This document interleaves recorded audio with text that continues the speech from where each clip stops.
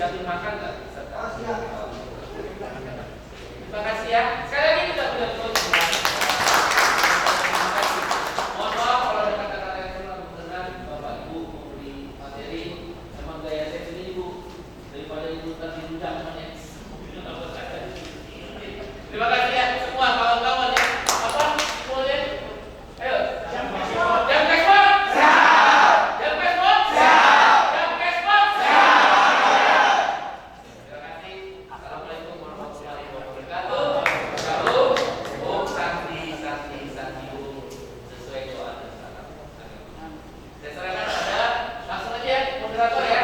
Ada moderator. Baik, terima kasih Bu Presiden untuk kesempatannya. Assalamualaikum warahmatullahi wabarakatuh. Selamat siang.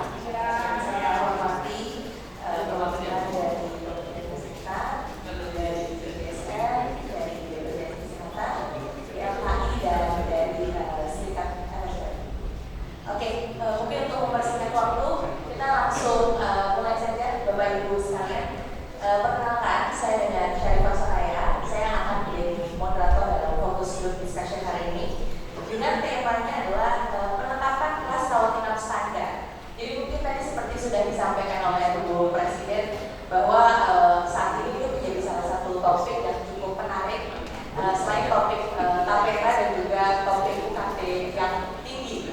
Nah, dari kesehatan kita punya topik PRIS. Jadi saya kebetulan seorang dokter juga. Jadi mungkin ini menjadi topik yang akan kita bahas dan mungkin kita diskusinya bisa interaktif Bapak Ibu sekalian, nanti bisa diselingi oleh tanya jawab.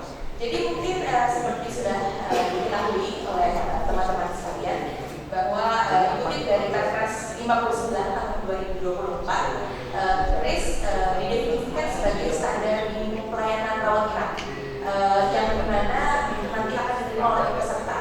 Nah mungkin seperti kita ketahui bahwa saat ini kan BPJS itu sudah ada kelasnya ya. Jadi buat mereka yang peserta mandiri itu ada kelas 1, kelas 2, dan kelas 3. Nanti mungkin dengan penetapan PRIS menjadi satu standarisasi, tidak ada lagi kelas begitu ya Bapak Ibu ya. Mungkin nanti bisa kita langsung mulai saja terkait penetapan PRIS ini ya. Jadi polemik penetapan regulasi daripada PRIS. Mungkin saya boleh mulai dari Ibu perwakilan dari Kementerian Kesehatan. Silakan Ibu Dr. Gigi Yuli Astuti Sarimawan, Pasar Kesehatan.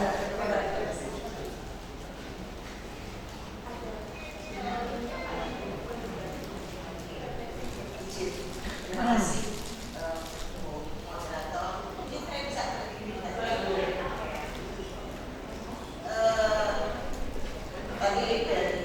Saya hormati dulu para narasumber di sini, para pimpinan di sini, Bapak Ibu yang hadir pada kesempatan siang hari ini.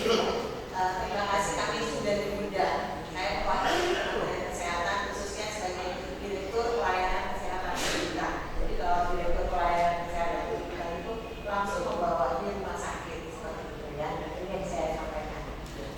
Bicara tentang implementasi kelas rawat inap standar, seperti yang disampaikan tadi memang itu lagi telepon. Tapi paling tidak saya terima kasih diundang di sini, ada komunikasi sehingga apa yang diinginkan oleh Kementerian Kesehatan akan tersampaikan kepada Bapak Ibu. Dan kita bersama-sama untuk menyelesaikan.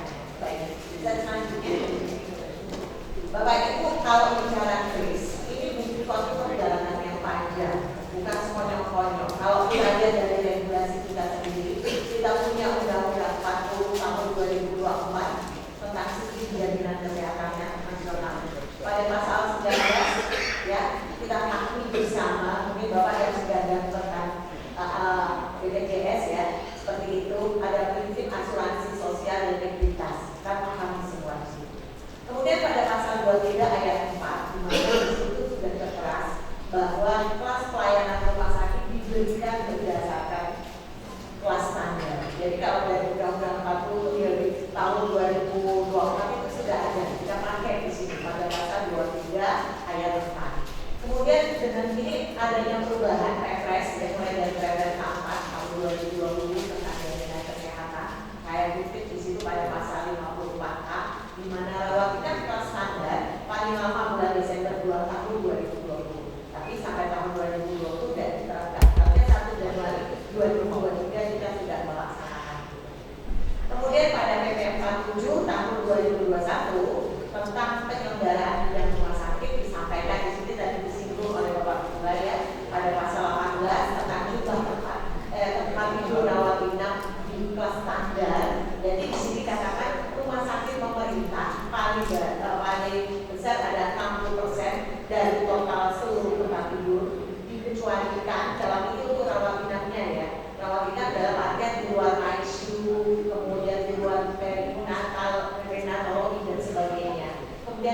swasta sendiri 40% dari total tempat tidur. Ini kita bicara tentang regulasi sebelumnya. Kemudian kita bicara tentang regulasi ketika kita memasuki peraturan presiden yang baru-barusan ini dikeluarkan PP 59 tahun 2024, di mana pada pasal 46 ayat 7 di mana dikatakan bahwa fasilitas ruangan perawatan terdiri dari sampras, jumlah tempat tidur dan peralatan. Seperti itu. Jadi yang dikatakan tadi menjelaskan yang tadi seperti itu ya, standar tadi. Kemudian pada pasal 4 ayat 1 kriteria perawatan kris terdiri dari 12 kriteria. Nah ini yang disampaikan ya Bapak Ibu, 12 kriteria itu mulai dari ya ruangan kalau kita lihat dindingnya tidak berpori seperti itu. Ini kebayangkan kalau dulu saat ini yang kita rasakan ketika Bapak Ibu kita lihat Indonesia luas sekali, di beberapa daerah itu masih di bawah standar. Mengapa kita sampaikan? Kemudian yang paling sederhana tadi Pak, tidak hanya jumlah tempat tidur, yang paling miris adalah kamar mandi. Ya. Kamar mandi di mana di kriteria itu menyatakan kriteria 11 atau 11 menyatakan harus kamar mandi dalam. Di beberapa daerah kita datang, saya datang, di situ kamar mandinya di luar. Ketika pasien akan ke kamar mandi dia harus jalan ke kamar mandi. Nah saat ini di kriteria kris itu setiap kamar ada satu kamar mandi. Ya seperti itu yang dibentuk. Ya. Kemudian juga dalam artian jarak tempat tidur. Mengapa Bapak Ibu? Kita standarnya 1,5 meter. Mengapa ketika pasien itu terjadi sesuatu hal yang perlu kita lakukan tindakan, alat harus masuk, misalnya kita harus masuk untuk biasa yang perlu ventilator dan sebagainya, itu sangat sulit. Nah ini yang kita berbicara seperti itu. Kemudian ketika pasien itu harus tiba-tiba dibawa ke ruang ICU untuk memindahkan pasien berangkat dengan jarak seperti itu akan sangat sulit. Apalagi kalau pasiennya gede ya istilahnya. Ini memindahkan itu perlu space, perlu ruangan. Nah ini yang kita lakukan, kita evaluasi. Kemudian ada beberapa rumah sakit di mana kebayangkan tidak ada napas itu kalau Bapak Ibu kerawat inap itu ada samping tempat kayak lemari kecil. Di situ kan biasanya disimpan kalau pasien-pasien untuk pakaiannya, lemari kecil lah seperti itu. Kemudian juga ada tempat obat, kadang-kadang minuman dan sebagainya itu disarankan. Mengapa itu disarankan? Karena ada di beberapa rumah sakit di seluruh Indonesia belum ada seperti itu, sehingga akan menyulitkan pasien.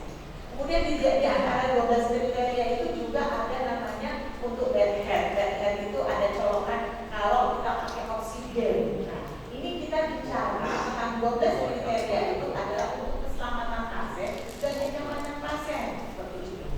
Kita berpihak kepada pasien. Mengapa? Kalau biasanya di belakang itu kan kalau zaman COVID Bapak Ibu tahu ya, biasanya rumah sakit kita perlu oksigen.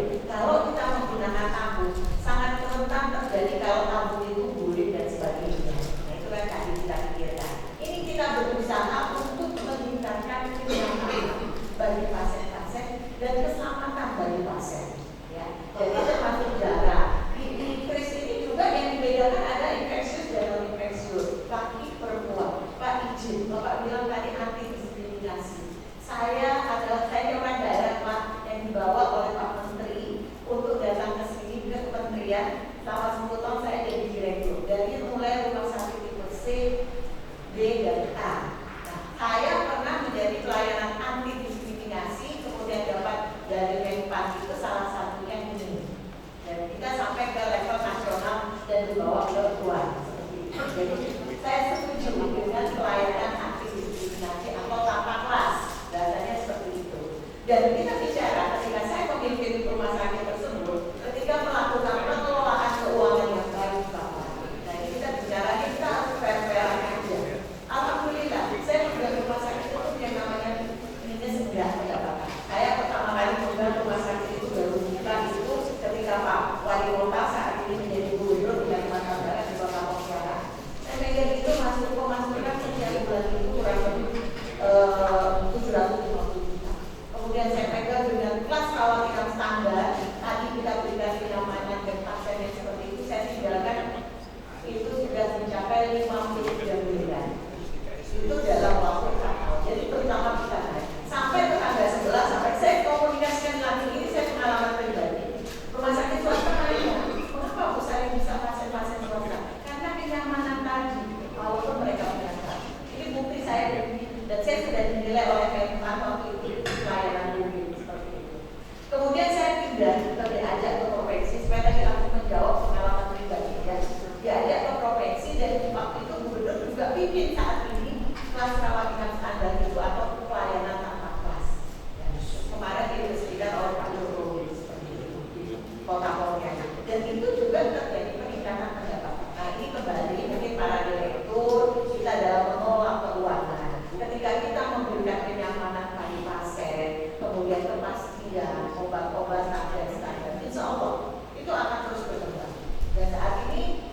saya waktu memimpin pertama kali di rumah sakit provinsi itu pendapatan hanya 120 miliaran, dan ketika saya tinggalkan ke Kementerian Kesehatan sudah jadi 400 miliar. Ini cara tepat. Jadi izin mungkin perlu perhitungan. Ini pengalaman pribadi saya sendiri ketika saya memimpin kelas rawat dan. Jadi dalam hal penerapan kris, saya kembali lagi dalam hal penerapan kris lebih lanjut itu diatur oleh PMK. Jadi kami di kementerian nanti akan mengatur, ini masih proses PP ada turunannya tentang kelas rawat dengan standar itu. Nah ini akan kami munculkan seperti itu. Kemudian pada pasal 103 ayat B ayat 1 di mana penerapan kris pada pelayanan rawat inap dilaksanakan menyeluruh untuk rumah sakit yang bekerja sama dengan BPJS paling lama adalah 30 Juni 2025. Ini proses panjang. Kita sudah melakukan relaksasi. Kami di Kementerian Kesehatan khususnya di Direktorat Pelayanan Rujukan yang membawahi rumah sakit melakukan evaluasi Pak. Jadi dari harusnya tadi 1 Juni 2023 harus dilaksanakan terjadi relaksasi untuk melihat kesiapan rumah sakit. Mengapa saya bicara rumah sakit? Karena saya membawahi rumah sakit. Jadi kami melakukan evaluasi secara terus-menerus setiap bulan tentang bagaimana apa yang Bapak pikirkan tadi, bagaimana swasta ibu, bagaimana pemerintah, bagaimana swasta yang paling besar dengan modal besar, bagaimana rumah sakit sosial dan sebagainya. Itu sudah kita pikirkan. Kami nanti akan menyampaikan. Nah, kemudian untuk pasal 103B ayat 7 dan 8 dasar penerapan manfaat iuran bakar dan iuran ini akan kami evaluasi berdasarkan KDP kemarin juga. Yang akan mengevaluasi adalah tidak dari Kementerian Kesehatan sendiri, ada DJSN, ada BPJS, dan ada Kementerian Keuangan. Ini adalah suatu proses sehingga saat ini saya sebagai Direktur Pelayanan Rujukan juga mengevaluasi yang disampaikan Bapak tadi, bagaimana rumah sakit siap nggak sampai seperti itu. Kemudian bagaimana perhitungan. Karena saya juga berhadapan dengan teman-teman, baik itu dari versi, dari Aksada, dari ARSI, kami menghitungkan. Karena intinya kris ini keberpihakan kepada masyarakat, seperti itu. Intinya seperti itu, tapi ada memang proses. Ya proses nanti teman-teman akan menghitung, bukan di saya, tapi akan menghitung berapa tarifnya dan sebagainya. Itu akan ada prosesnya. Slide selanjutnya. Nah ini kalau kita bicara kondisi rumah sakit. Kalau kita lihat dari total rumah sakit di Indonesia berdasarkan RS online kami miliki ada 3.176 rumah sakit se-Indonesia. Nah saat ini yang milik pemerintah ada 1.202 atau 39%. Ada pemerintah itu dari mulai kepemilikan lembaga, provinsi, pemerintah kota, kemudian TNI dan Polri termasuk BUMN.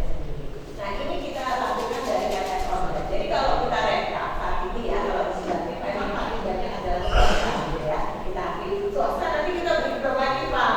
Berbagi kan kebanyakan gede-gede ini punya cabang ya, seperti itu dengan kepemilikan. Nah itu kita juga akan kita evaluasi.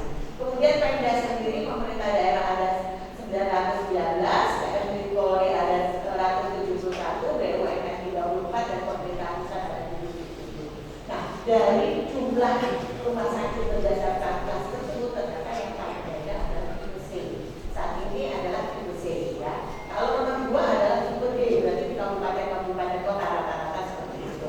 Kemudian di kelas B sendiri ada 14%, kemudian A sendiri yang D itu ada 2%. Nah yang pertama itu yang baru ada 2% juga seperti itu. Selanjutnya, nah, Bapak Ibu, saya ingin menggambarkan bagaimana rumah sakit yang tadi akan kita lakukan kris ya.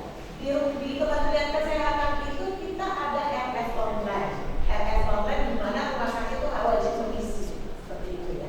Jadi keberadaannya.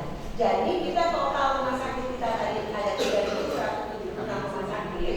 Kami keluarkan dulu yang nggak masuk kris adalah terdiri dari 42 rumah sakit jiwa, 68 rumah sakit di Pratama, 6 rumah sakit yang belum ditetapkan dalam proses karena belum ada, kemudian 3 rumah sakit yang sudah menjadi operasional. Jadi yang wajib mengisi dalam RS online kami itu ada 3.057 rumah sakit. Dan akan kita lihat mereka kita lemparkan mereka untuk mengisi kesiapan tersebut.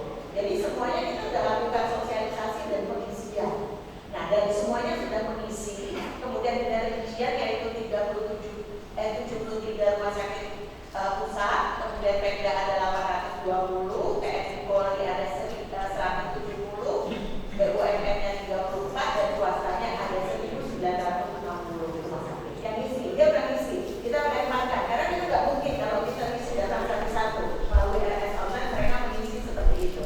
Lanjut. Nah, dari hasil survei itu kita kelompokkan Bapak, kita kelompokkan di mana kesiapan mereka harus jujur sebenarnya. Keinginan kita pun jujur, karena kita tidak mampu untuk satu-satu. Tapi kami akan ada uji petik seperti tadi juga sudah kita lakukan. Jadi dari total semua tadi ternyata yang mereka mengakui, oh saya sudah siap. Jadi ya, mereka kan kita tidak jujur. Ada seluruhnya yang sudah memenuhi itu ada 79%. Kemudian untuk yang memenuhi 11 kriteria, jadi ada yang dari kriteria 1 sampai kriteria 12. Yang paling berat itu adalah kalau kita lihat adalah dari kriteria 10, 11, 12. Kenapa? Ada kamar mandi dalam, kamar mandi ya, seperti itu. Terus otak oksigen kita juga hitung itu ideal. Kalau yang lain yang lebar tadi istilahnya dikurangi, itu tinggal berapa